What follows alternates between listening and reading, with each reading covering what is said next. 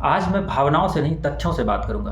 भारत में उच्च शिक्षा का ढांचा अलग अलग श्रेणियों में बटा हुआ है, जैसे Indian institute of technology, Indian institute of management, all India institute of medical sciences, national institute of technology, national law universities और देश की सेंट्रल यूनिवर्सिटीज़।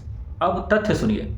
आईआईटी में बीटेक की वार्षिक फीस लगभग 2 से 2.5 लाख रुपए के बीच है। आईआईटी में एमबीए की कुल फीस 15 से 25 लाख रुपए तक पहुंचती है।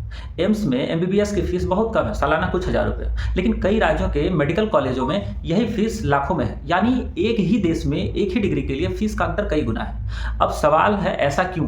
पहला कारण है, भारत में शिक्षा कंकरेंट लिस्ट में आती है, यानी केंद्र और राज्य दोनों नीतियां बनाते हैं। दूसरा कारण है, हर संस्थान की फंडिंग स्ट्रक्चर अलग अलग है। कुछ संस्थानों को केंद्र सरकार से ज़्यादा सब्सिडी मिलती है, कुछ को कम। तीसरा कारण है ऑटोनॉमस स्टेटस। कई संस्थानों को अपनी फीस तय करने की स्वतंत्रता दी गई। लेकिन अब बहस का मूल प्रश्न है कि क्या आर्थिक असमानता के इस दौर में फीस का इतना अंतर न्याय संगत है? राष्ट्रीय शिक्षा नीति 2020 पारदर्शिता और गुणवत्ता की बात करती है, तो क्या एक नेशनल फीस रेगुलेशन फ्रेमवर्क संभव नहीं?